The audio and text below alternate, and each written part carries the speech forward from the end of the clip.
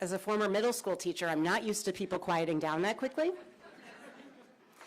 Good morning, everyone, and welcome to the 2026 Budget Address.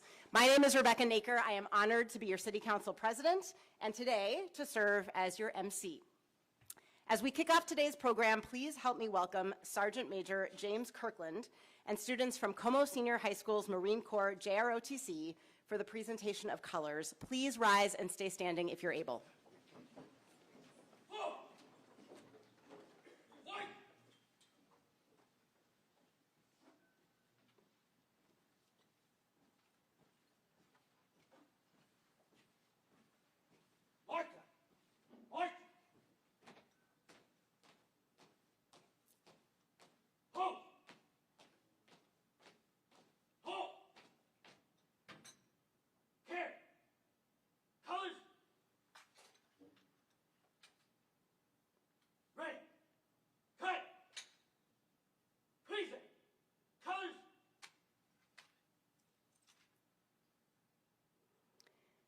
It's now my honor to welcome Mahogany Robinson and Rosalind Bailey from Communication to perform the national anthem.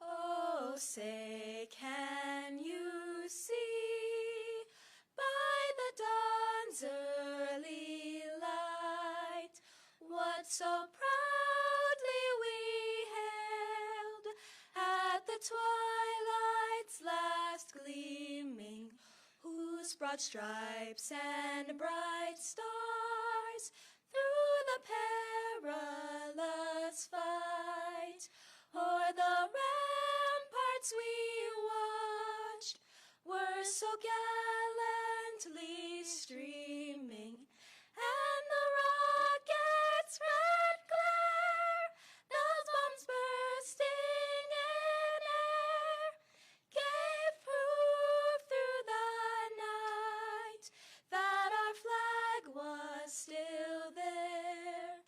Oh, say, does that star-spangled banner yet wave o'er the land of the free and the home of the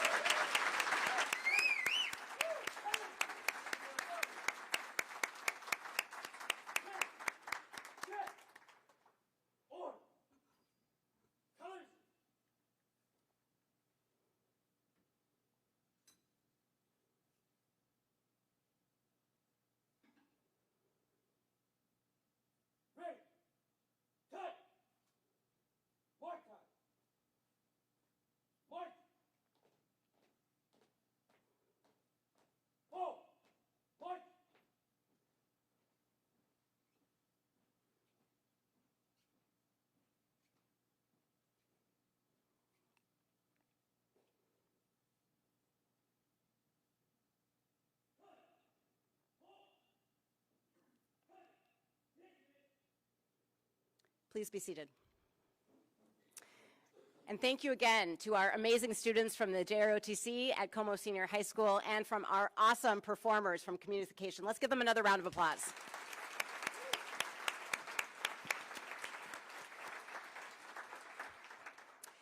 So thank you again for joining us today. I want to extend a special thanks to the distinguished guests who have joined us. First of all, to my colleagues on the St. Paul City Council, thank you for being here. To Mayor Carter, Deputy Mayor Tincher, to all of our department leads, to our elected officials from so many different bodies of government with whom we work so closely, St. Paul School Board, Ramsey County, the state of Minnesota, the Met Council, the Office of Representative Betty McCollum. Thank you all so much for being here, and can I please ask all of our elected and appointed officials to please stand and be recognized.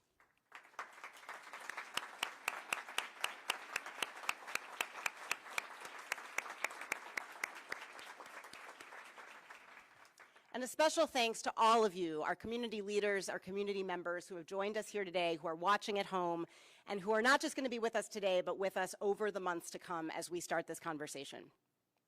Today, we begin the task of crafting our city budget for 2026. This is one of our most important responsibilities, and it's one that my council colleagues and I take very seriously. You know, we often say that a budget is a reflection of our values, and that's true. But our budget is also a reflection of and a response to the particular moment in history in which we find ourselves. And as we begin this year's budget process, we are in quite a moment. We are in a moment of intense community pain and mourning. We are at a moment when the need to invest in our community assets and our community safety and our community members has never been more clear.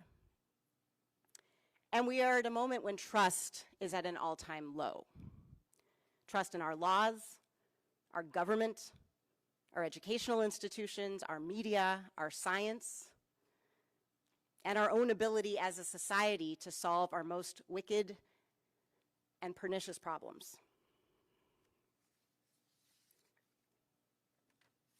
And this trust is more important than ever right now because it's what holds our cities together. It's literally the glue that connects our community. And our cities right now are under scrutiny, under threat, and in some cases, quite literally, under siege by our own government. When cities are threatened, our democracy is threatened because, as we all know in this room, cities are where democracy gets real. Right? In a city, government is not just by, for, and of the people. Government is running into the people at Target on a Sunday morning when you're still in your sweatpants. Or so I've been told. When we lose trust in one another, our cities are weakened. And when our cities are weakened, power flows up and away from us, the people. And there are many folks, some more orange than others, who are eager to grab that power and use it for their own ends. I'm not okay with that.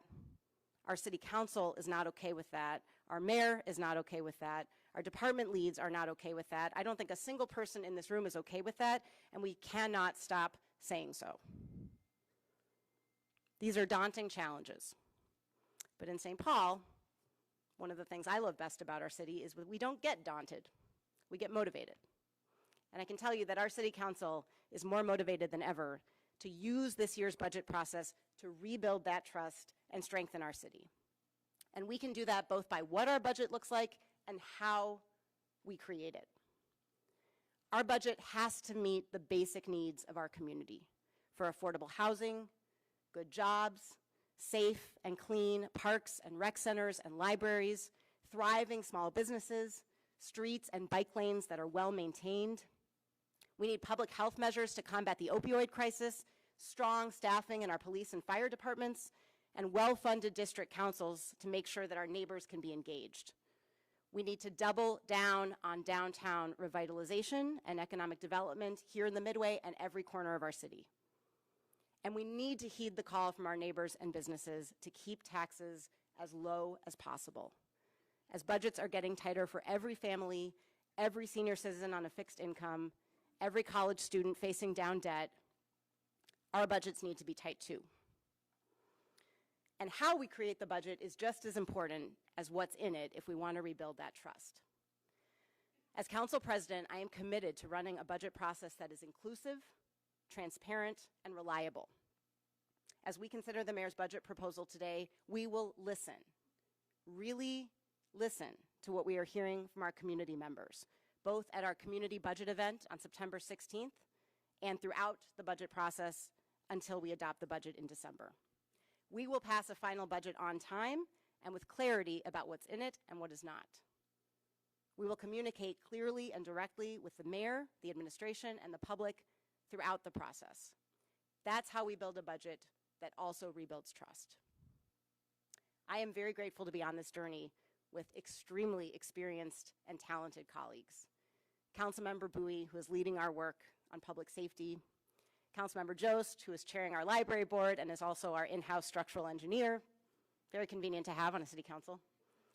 Councilmember Yang, Council Vice President Kim, who are chairing our Budget and Finance Committee and who will be steering the budget process, Chair Johnson, who is leading on housing as the chair of our Housing and Redevelopment Authority, and I want to extend a special thanks to our newest Councilmember Molly Coleman, who showed up ready to work on day one and who has already proven herself to be an extremely dedicated and courageous colleague.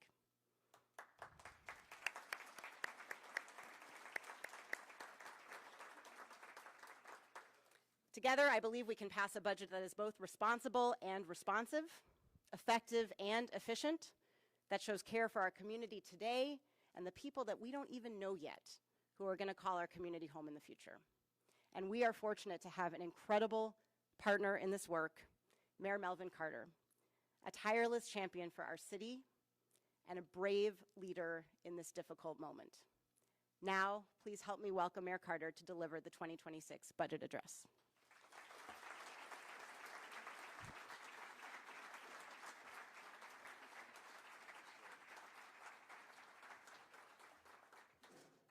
Good morning. Thank you for joining us today. I appreciate you taking the time and exerting the energy to be a part of our citywide discussion about where we're going to go from this difficult moment. I want to thank you, Council President Naker, for that generous introduction. I'm very proud to call you my colleague and my friend, and very proud for the opportunity to work alongside 7 incredibly gifted, incredibly talented, incredibly compassionate and capable women who help lead our community forward into the future.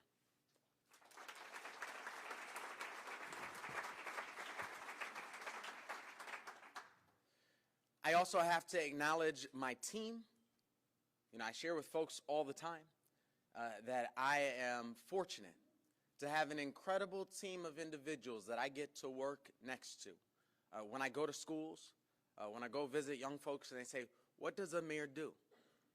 What I always tell them is that my job is to help the helpers, that the people in community who make sure that our libraries are running, that the people in community who plow our streets and fill our potholes, the people in community who run in when we have our most challenging moments in community, they all deserve to have the things that they need to do their job well on all of our behalf. And we thank each and every one of you who stands in the gap, who works in the city government, who serves in public service. Please join me in a round of applause for all of the public servants in this room.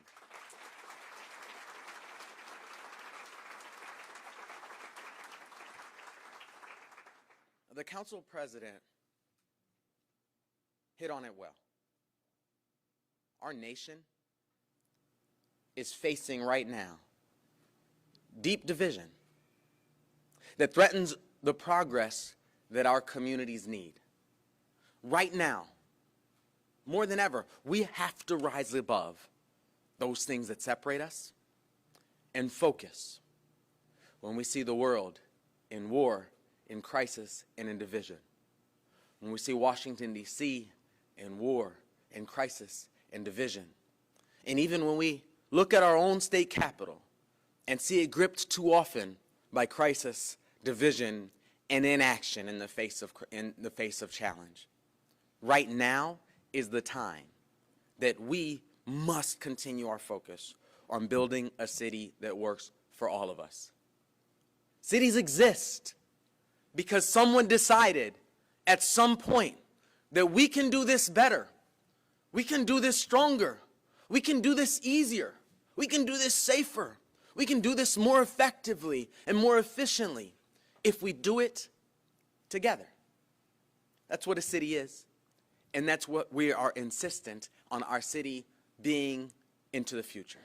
Now is our time to lead with clarity, to act with purpose, and to show what's possible when we stand together against all of the forces that work every day to try to pull us apart. I have the great honor and privilege of serving as mayor of the city of St. Paul. It's the community that raised my grandparents. It's the community that raised my parents. It's the community that's raised me, and it's the community that is currently raising our children. I approach this role with humility, knowing that it's impossible for any one person to have all the answers. I'm sure Mayor Coleman can attest from your time in office that in a city of 300,000 plus people, something's going to happen every day that you didn't major in. Our success depends on building a team that works together and serves our entire city with unity and purpose. That team is our staff. That team is our partners. That team is our residents. That team is our advocacy community. That team is a broad team in St. Paul. That team in my life is captained and chaired and coached and in some ways owned by the love of my life, Dr. Sakina Futrell Carter. It's wonderful to see you. Thank you so much for your leadership.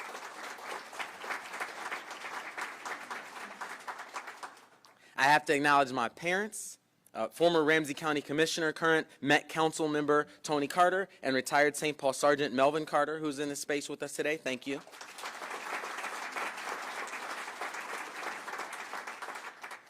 Our Deputy Mayor, Jamie Tincher, who is an absolute force of nature with your fingerprints on every aspect of everything that this administration has faced. I often share with folks, and you'll hear it in this speech, that we've played over the last 8 years on the planet, and certainly right here in our community, a sort of game of crisis bingo that has challenged us, that has stretched us, and that has grown us. You've been there every single step along the way. Thank you very much for your leadership, Deputy Mayor.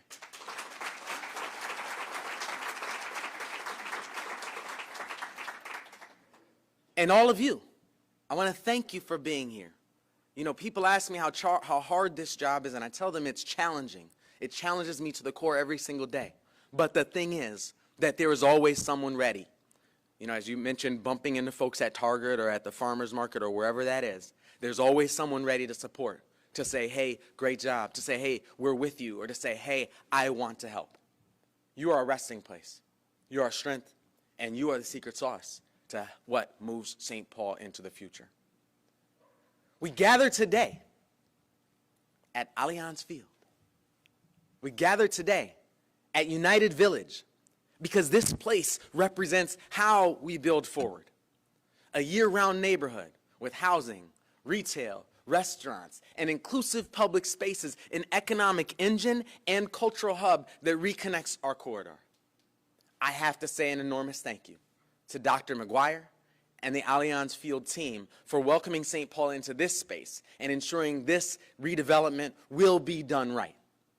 This redevelopment, United Village, it represents our commitment to renewal, to sustainability, and to community-centered growth. What once was a contaminated bus barn and a deteriorating shopping center is becoming a vibrant, mixed-use neighborhood anchored right here by Allianz Field. This project is more than construction, it's reclamation. By cleaning up decades of environmental damage, we've transformed a burden into an asset for our entire city, paving the way for healthier neighborhoods and a stronger future. United Village sets a new standard for sustainable urban development. From stormwater systems that reuse rainwater to new parks, playgrounds, and inclusive public spaces, to iconic public art like the Loon that stands over us just a couple of steps away. This is a model of what modern city building can be. This is a year-round destination, an economic engine with hundreds of millions in investment, jobs, shops, restaurants, and a hotel. It's a cultural hub and a gathering place, all of those things right here in the Midway. This is the future of St. Paul. It's sustainable, vibrant, and inclusive. And we're excited to be here. Budgets are where values meet reality. We began this year facing a $23 million deficit and unjust federal funding cuts. I've shared with our team and I've shared with many of you that this is a challenging budget moment, one of the most challenging I've ever had to engage. We're met between sort of a rock and a hard place. On one hand, we have upward pressures on all of our costs, all of our expenses, the same ones that impact all of our households, all of our businesses, impact our city. Payroll costs, energy costs, fuel costs, all of the major inputs that are required to run a city, those costs are moving up. On the other hand, we have downward pressures on all of our revenues. Council President Naker well articulated the challenges with regard to adding to our tax base that are a must. We live in an era where we see every single day some fresh, often unjust, likely unconstitutional threats of funding cuts coming from Washington, D.C. And the third force is me, is coming from us.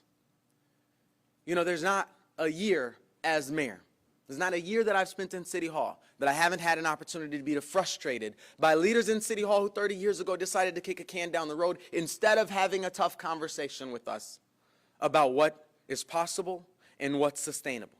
We will not repeat those mistakes.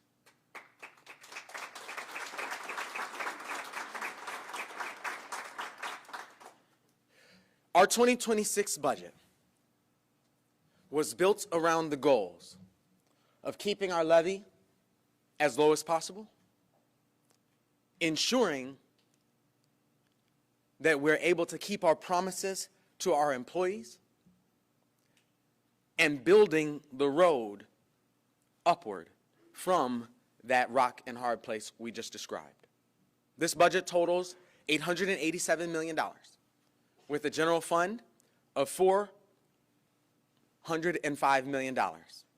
It proposes a 5.3% increase in our tax levy, which represents about $107 a year or $9 a month on a median value home.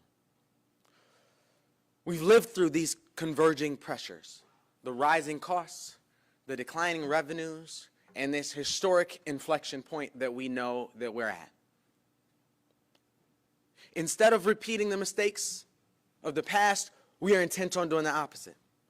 This budget reduces spending across city government.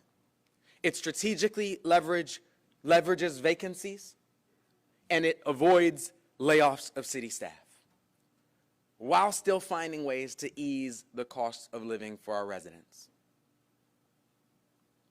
There are many things that we must do and that we must continue to do to make this budget work for our community, and frankly, more importantly, to ensure that our city works for our community. This is how we balance the books while keeping our city moving forward.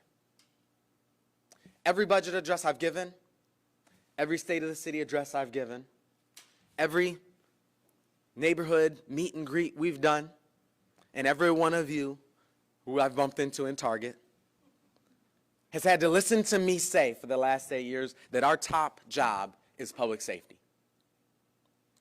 It's our number one job.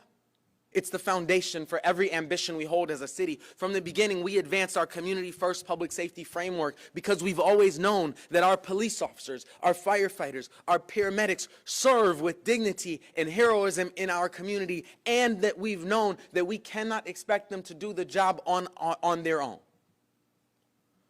So, when we saw homicides spike nationwide in the shadow of the pandemic, we doubled down with urgency on our community-first public safety infrastructure. We said then, in this speech 2 years ago, that we would make St. Paul the best place to find opportunity and a second chance, and the worst place to fire a gun. And we're making good on that promise. Homicides today in our city are on pace for a 10-year low. Shots fired, aggregated assaults are down double digits. NPR ran a national news story about how one city defied all the trends on all other major cities around the country on auto thefts. And our non-fatal shooting unit, which I announced in that speech 2 years ago, has tripled our clearance rate from just over 20% to more than 70%. That's critical, because one of the things that we know about gun violence is that it's not in St. Paul or really any city. It's not that there are a whole bunch of people running around shooting. It's that there's a couple of people who shoot multiple times. So when our non-fatal shootings unit catches somebody in June, that means they're not shooting in our community in July. When our Office of Neighborhood Safety interacts with the family, that means we're able to bring stability in a place that may have been unstable before that. Our wraparound services that we've engaged through Project Peace have reduced non-fatal shootings in our city to just 39 as of July 2025, representing a significant and historic decrease in our city.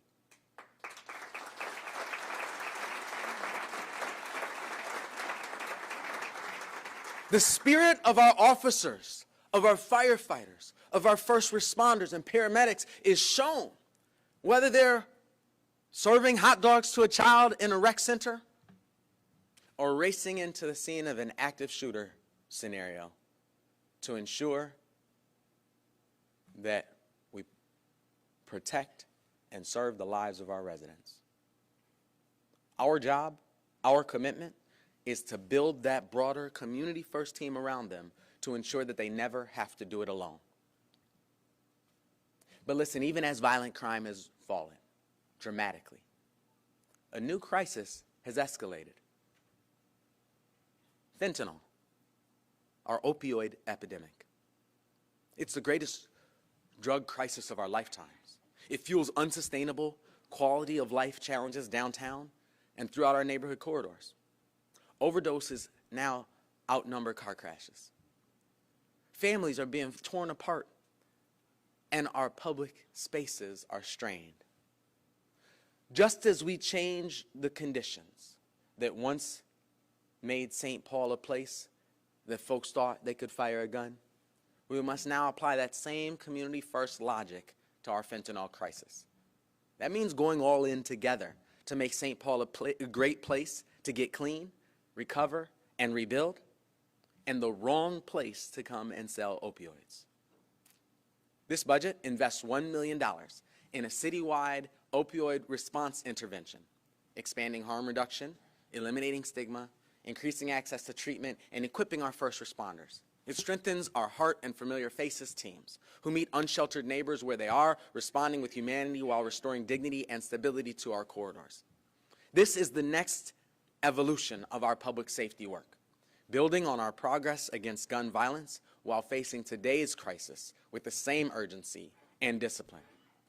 Every dollar in this budget carries that same commitment to safety, to opportunity, to dignity for every person in our city, and to building forward, not trying to figure out how to get back to some point in our past.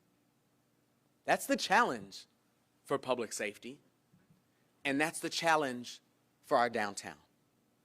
I share with folks every day that if public safety is our most important priority, downtown is our most urgent priority. Downtown is the economic and cultural center of our city. We rely on our downtown for jobs, for cultural events and attractions, and for contributions to sustain our citywide tax base. The pandemic disrupted every downtown across the globe, but it also unearthed very specific realities in our downtown that prove one thing. We can't simply strive to return to what was.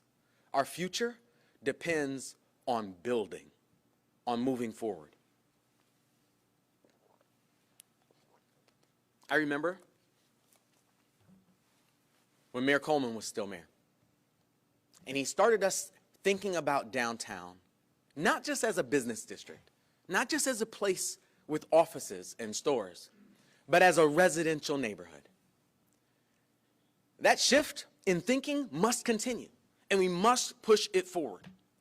As we look at the cities, the downtowns that thrived most through the pandemic, they're the ones who have been most aggressive for the longest time about thinking of downtown, again, as a neighborhood, as a place of housing. And as we think about our downtown, one of our greatest opportunities for downtown is housing. And in truth, the next priority I'm going to share with you is housing. And one of our greatest opportunities for housing in our city is downtown. These two goals work hand in hand. That's why we worked with our city council earlier this year to amend our rent stabilization ordinance to exclude new construction. That change is critical to adding the housing that we need citywide. And it's already working. Buildings are selling, Highland Bridge is moving, and our momentum is building. That momentum is clear. We've seen more major investment activity downtown in the last 2 years than in the last 2 decades. Building purchases, projects in motion, and new commitments that signal real progress. The Landmark Tower conversion delivered 175 new apartments. The Stella will add 178 more early next year. Pedro Park opens today, 20 years in the making.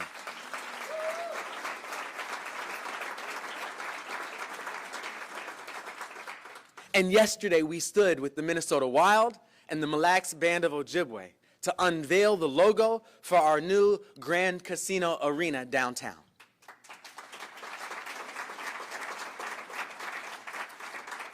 We currently have over $1 billion in projects in the pipeline downtown, including the Robert Street reconstruction, that Pedro Park development that I just shared with you, and all of those buildings underway.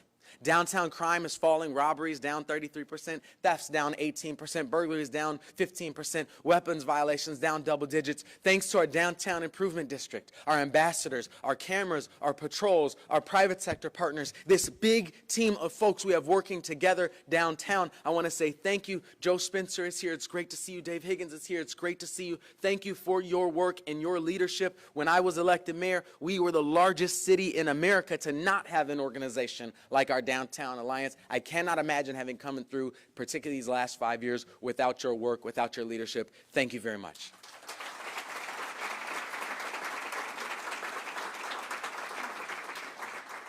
These are incredible signs of life and investment all over our downtown. A new park, repaved streets, new transit, public and private projects bringing buildings back to life, businesses opening doors, and events filling our streets.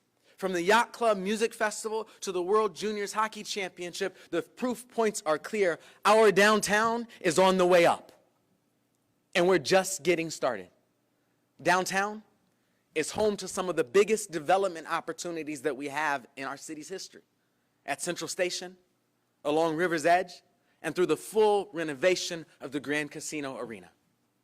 Capitalizing on these projects will reshape our skyline, reconnect us to the river, and drive investment and activity for generations to come. Our next task is to carry this momentum forward, to build more houses, attract more businesses, cut red tape, and create a downtown where people don't just come to work, but they choose to gather, to live, to play, and to belong. Our budget invests $10 million in housing, starting downtown. $5 million for office-to-housing conversions, $1 million through our Commercial Corridors Fund to support local businesses. We're adding principal planners to help facilitate downtown and to help work and process all of the permits and inspections that we need to continue to carry this work forward. Our bold goal, 20,000 new residents downtown. Because downtown isn't just a job center, it's a neighborhood.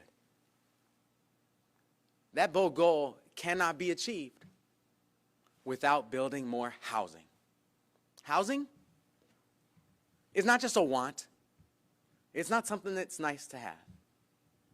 All of my best days in my entire life started at home. Many of us wake up in a home and we have the opportunity to take for granted the ability to have a safe, stable, nurturing, affordable, sustainable home. It's not a want, it's a need. It's a basic human right and a core infrastructure, just as essential to our community's survival as schools, streets, and sewers.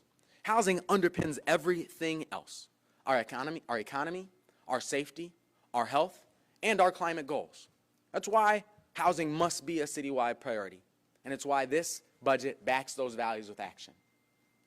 We're using every tool we have: our policies, our processes, and our purse to help create more homes in St. Paul. Whether you are ready to convert an empty office building tower to housing, renovate an older building, or add an accessory dwelling unit in your backyard, the city wants to help, and we welcome your investment. This budget meets that moment with a comprehensive housing package. It funds subsidies to convert vacant offices into new housing downtown, tackling the opportunity created by shifting work patterns since the pandemic. It provides pre-approved building plans for accessory dwelling units and helps cover the costs of extending utilities to those new units, making it easier and more affordable for families to add housing in their own backyards. And it accelerates the launch of Pauli, our new permitting and licensing platform.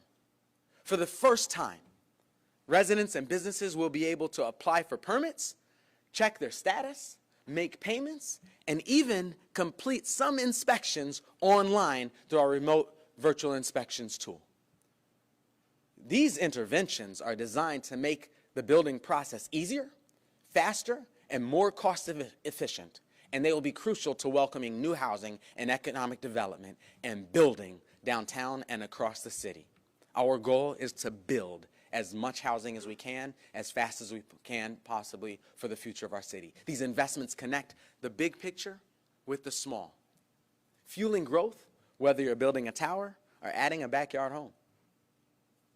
A year ago, we adopted our all-in housing framework, a comprehensive strategy to expand affordable housing, protect tenants, and modernize production. We've made smart updates to rent stabilization that reignited stalled projects, brought clarity for developers, and ensured ongoing affordability for renters. We passed long overdue tenant protections, including fair screening, limits on security deposits, just cause eviction standards, and guardrails on rent increases. We've sustained and expanded direct investments in family stability. Downtown assistance expanded to $2 million annually. Our inheritance fund sustained at $1 million and expanded to include descendants of the West Side flats. And we've added emergency rental assistance at $1 million annually. Those investments are critical, not just to our city at large, but to the families, to the students, to the folks working every day to make this city the incredible place that it is. Those shifting work patterns that I've talked about from the pandemic have changed the work patterns across the globe and left 1/3 of our offices downtown empty.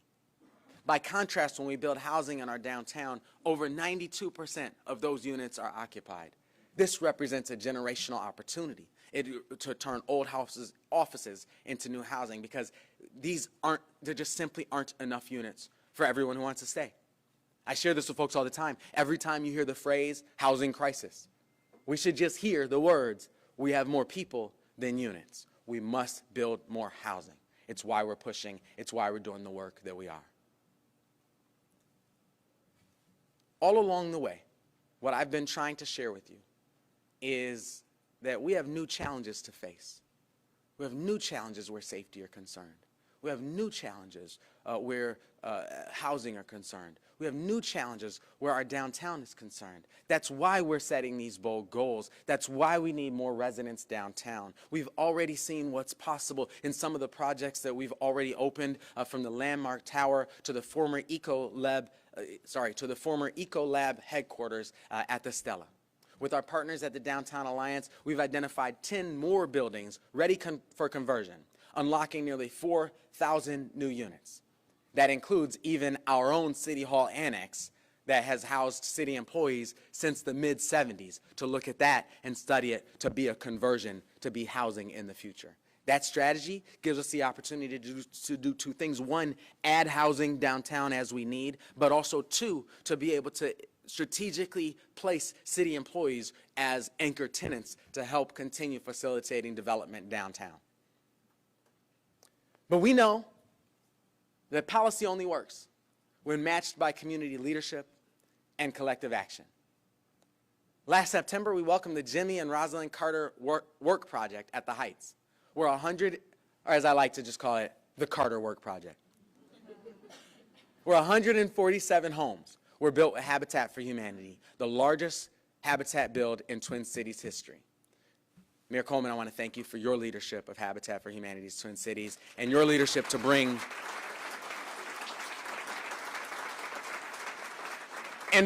that Super Bowl of housing construction right here to the city of St. Paul. The Heights itself, we're adding 1,000 affordable homes. And it's not just about expanding supply, it's about building climate-resilient, opportunity-rich neighborhoods that set the standard for our future.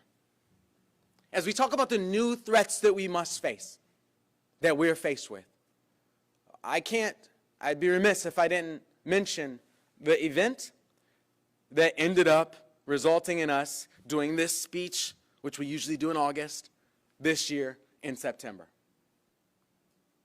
The cyber attack. Just at the end of July, as we think about carrying our city into the future. In July, our cybersecurity teams at our city, led by our Chief Information Officer, Jamie Wascalis, faced a defining test, one that proved the power of early investment and having the right people at the right time. A coordinated and sophisticated criminal threat actor launched a cyber attack against our digital infrastructure. In response, the city of St. Paul activated a strong strategic defense, mobilizing experts, protecting critical systems, and accelerating recovery through trusted partnerships and decisive action. From those first hours on July 25th, we focused on two priorities: ensuring uninterrupted delivery of core city services like 911 response and payroll, and two, directly responding to the attack on our systems. Last week, we shared our response with the Legislative Committee on Cybersecurity, highlighting Operation Secure St. Paul, a 4-day reset of every single employee password and credential. I think all of the city employees in this room will vouch that they came through that process with the absolute longest password that they've ever had. Director Wascalis told me to think of it as a passphrase. I've also heard the phrase pass poem in the last several weeks. From resetting all those passwords to installing new cybersecurity software on all of our devices across the city, to combing through the forensics on every single server and system that our city hosts, our team launched and executed an incredible operation, seemingly overnight. Roy Wilkins Auditorium became a secure IT operations hub. Every laptop was re-credentialed. Every system was upgraded. Every employee was verified. City employees designed the process, built network connections literally from scratch, and created technology platforms that safely checked in staff, confirmed identities, and issued temporary access. At peak times, 180 employees per hour moved through that system, guided by more than 70 colleagues across intake, troubleshooting, and security stations. And they did it all under extraordinary conditions. I have to tell you, it was an incredible lift, partnered and powered by the heroic efforts of our city staff. Partners like the Minnesota National Guard Cyber Protection Team, our federal agencies, and local resources added capacity, and our team, St. Paul, carried weight and delivered peace of mind for our colleagues and for the residents we serve.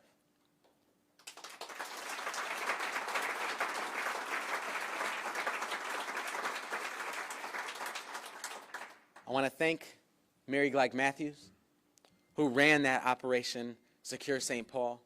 We appreciate your work. Let me tell you, our teams literally worked 24/7, worked around the clock to keep our systems secure, worked around the clock to ensure. I've said before, and I sort of misspoke, I said before that our teams had 1 week. I mean, we all do jobs. We can all imagine if we came to work tomorrow and all of a sudden all of those systems, those computers that we rely on, were suddenly pulled from us. We realized really early on that the biggest threat, for example, to 911 services wasn't a hacker taking down our 911 services. It was the threat of missing payroll. And that wasn't an option for us. Our teams, it's not that our teams had a week to run the payroll manually. It's that our team had 1 week to figure out how to run our payroll manually and run the payroll manually. That's really incredible. And I also want to brag very specifically. That cyber security protection team at the National Guard that I just thanked exists today in large part because of the work of Major General Steph Horvath, who now serves as the city's Chief Information Security Officer, whose leadership literally helped write the book to respond to a crisis like that. We're fortunate and lucky to have you. Thank you for your service.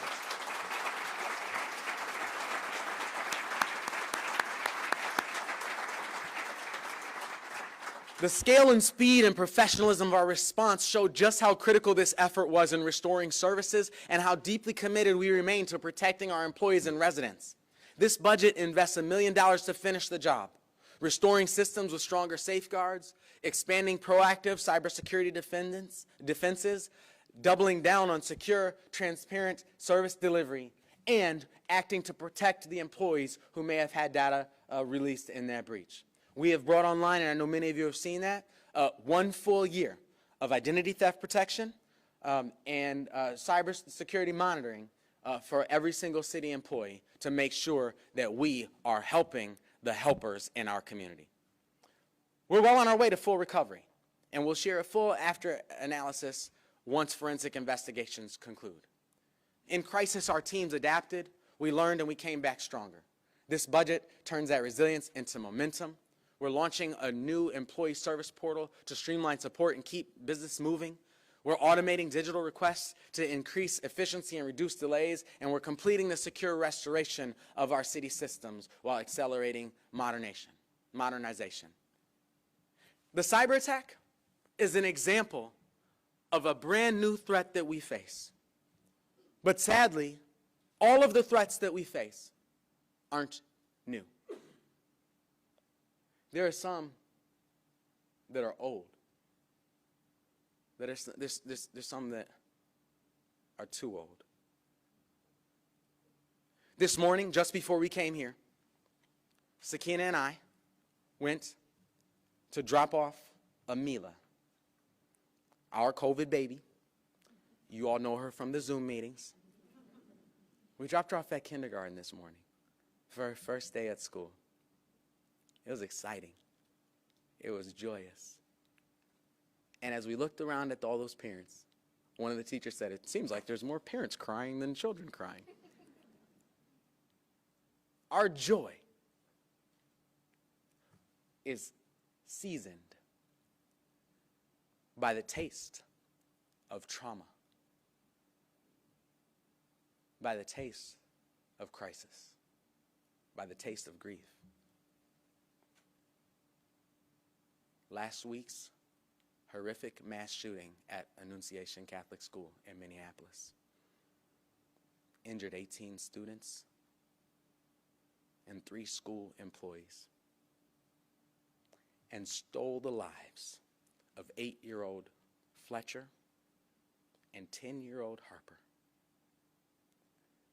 Please join me in a moment of silence for Fletcher, Harper, their families, friends, neighbors, and our entire community.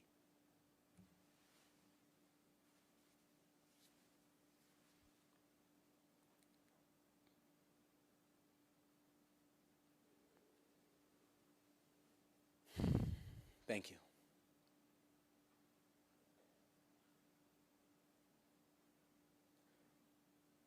We owe Fletcher and Harper and everyone impacted by this tragedy so much more than silence. This must be our last moment of silence on their behalf. From now on, let's get loud. Loud enough that no parent, no teacher, no child ever has to face that terror again. We've called on Congress to act, but they haven't. We've called on our state legislature to act, or at the very least, lift the preemption so that cities can act ourselves to keep our children, to keep our families safe, but they haven't. The point is that everyone must do something, and that includes us. We cannot afford to sit and wait and hope and pray and think until the day our legislature or our Congress finally decides to change. We must all do something, and that includes us.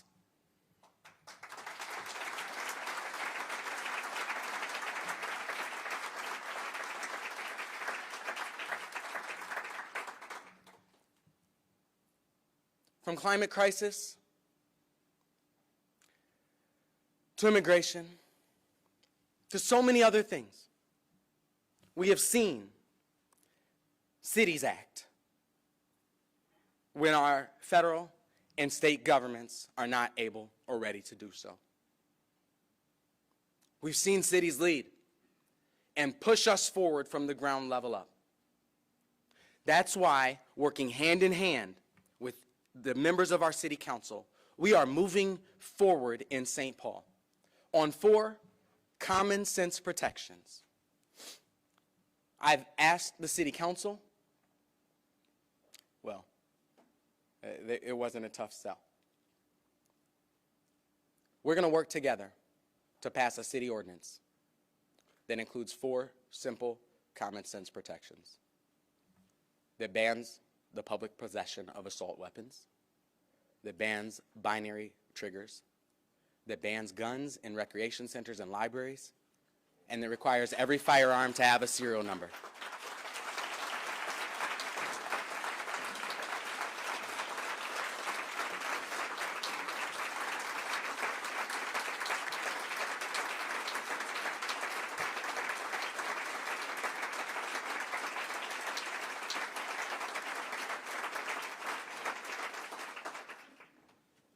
Those 4 simple steps,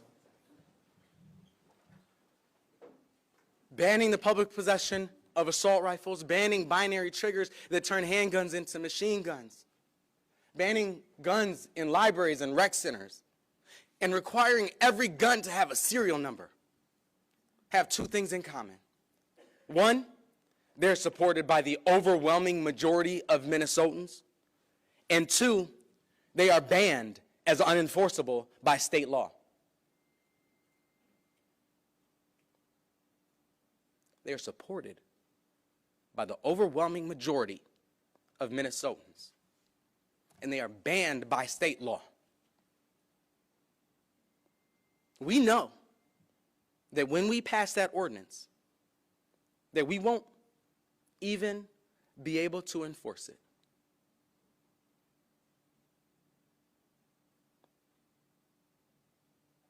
We've asked our state legislature if they can't pass a ban, if they can't pass those laws, to at least lift the preemption so that we can. If that ever happens, that lifting of that preemption won't be the time for us to start thinking, start drafting, start having public hearings, start considering. Moving early on an ordinance will make it such that if a state preemption lifts at midnight, our city ordinance will take effect at 12:01. But more importantly, we have to have a conversation about those 2 things I just said.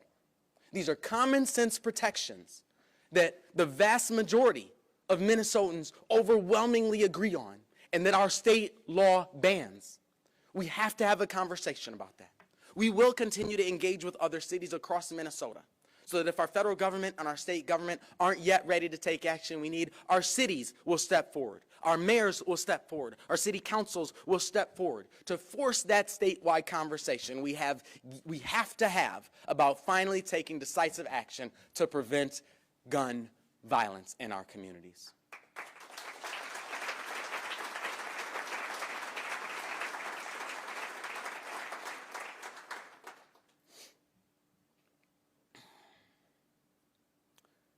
As I present this budget, as I present this plan, I do so with great gratitude for how far we've come as a community and for the opportunity that we have to keep on building a city that works for all of us. This is a budget. This is a plan that reflects who we are. We're a city that shows up. We show up for one another. We look out for one another. We don't hide from crisis in tough moments. Last week at Annunciation, 7 and 8 and 9-year-olds knew that in an emergency they had to act. They had to move. They had to do something different. That's all we're asking our legislature to know. It's all we're asking our legislature to do, is to follow the example of those young children who did anything and everything they could to figure out how to protect one another in the face of crisis. When people look at me and say, hey, I know this job is hard, they're right. But it is a blessing to serve as a mayor in a city that believes wholeheartedly in the promise of every neighbor, of every family, of every child, of every innovator. This is a budget that looks ahead, not just today, but to tomorrow. This is a budget that doesn't take the bait of thinking that our challenge is to get back to some place that our city used to be, but says we have to build forward together.